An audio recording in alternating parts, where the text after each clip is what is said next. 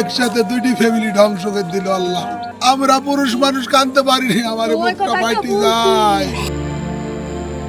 ঘরে নতুন বউ, বাড়ি জুড়ে বিয়ের সাজসজ্জা। শুক্রবার হওয়ার কথা ছিল বউ ভাতের আয়োজন। স্বজনদের আগমনে আনন্দে মুখরিত ছিল পুরো বাড়ি, কিন্তু তার আগেই এক মর্মান্তিক দুর্ঘটনায় সেই আনন্দ মুহূর্তে রূপ নিল বিষাদে। বাসর রাতে বিদ্যুৎ স্পৃষ্ট হয়ে প্রাণ হারালেন বর।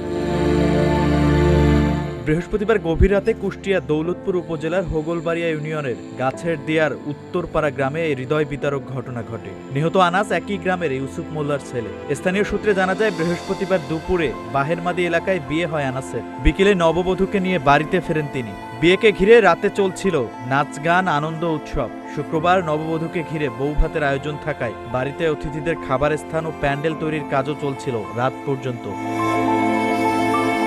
আনাস নিজেও সেখানে উপস্থিত থেকে আয়োজনের কাজ তদারকি করছিলেন।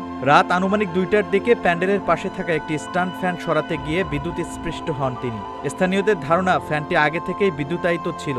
বিদ্যুতের সংস্পর্শে গুরুতর আহত হয়ে মাটিতে লুটিয়ে পড়েন আনাস। পরে পরিবারের সদস্যরা দ্রুত তাকে উদ্ধার করে কুষ্টিয়া সদর হাসপাতালে নেওয়ার পর কর্তব্যরত চিকিৎসক তাকে মৃত ঘোষণা করেন। প্রচণ্ড গরমের কারণে ওনাকে বাতাস দেওয়ার জন্য, বা তার মা ছিল, বাতাসের জন্য ফ্যানটা একটু সাইড করা ছিল, ফ্যানটা ঘোরাইতে গেছে।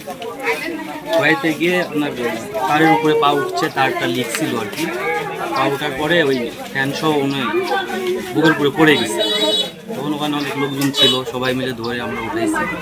উঠাইয়ে সঙ্গে সঙ্গে আমাদের প্রাইভেট ছিল, এখানে প্রাইভেটে করে নিয়ে গেছে। আসলে আজকে সবার আসার কথা ছিল এখানে দাওয়াত খাতে, আনন্দ করতে, উল্লাস করতে, কিন্তু এটা শোকের কাতর হয়ে গেল। অনুষ্ঠানে থাকার কথা, অনেক মানুষের আয়োজন, এখানে অনুষ্ঠানে খাওয়া দাওয়া, সেই অনুষ্ঠানে মনে করেন তার লাশ। এই মনে করেন মর্মান্তিক ঘটনাতে তার ফ্যামিলিকে কীভাবে বোঝাবো, কীভাবে বুদ্ধি দেবো, মানে বোঝানোর মতো কোনো কিছু নাই। স্থানীয় ইউপি সদস্য মিলন হোসেন জানান, প্রায় 2 মাস আগে তাদের বিয়ে হয়েছিল। বৃহস্পতিবার নববধূকে বাড়িতে আনা হয়েছে। শুক্রবার বউ ভাতের অনুষ্ঠান হওয়ার কথা ছিল। এরই মধ্যে দুর্ঘটনায় সব আনন্দ মাটি হয়ে গেছে।